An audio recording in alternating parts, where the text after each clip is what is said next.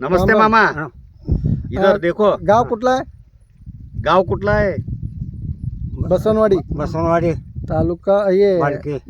तालुका भालकी, जिल्हा बिदर. हां आज तारीख आहे 10 ऑगस्ट हां 2024. 23 तुम्ही गेल्या वर्षापासून आपली ग्रीन प्लांटचे जैविक औषधं वापरला. वापरलो गोबर लिए गए असल. गेल्या वर्षी सोयाबीनला वगैरे तुम्ही हा. रिझल्ट चांगलं घेतलं होतं. घेतलो.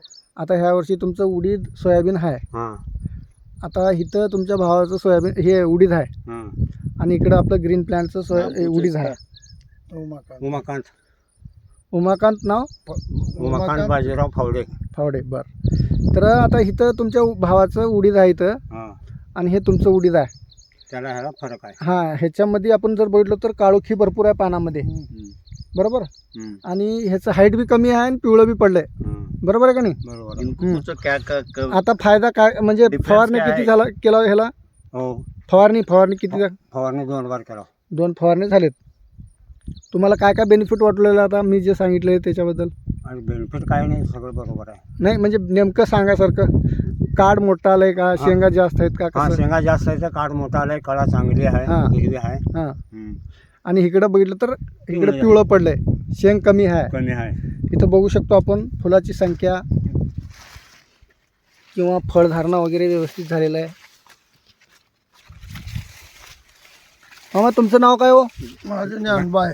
हां, आता तुम्ही आता ह्यानी तर वापरलेत, तुम्ही दुसऱ्या गावचे आहात. हो.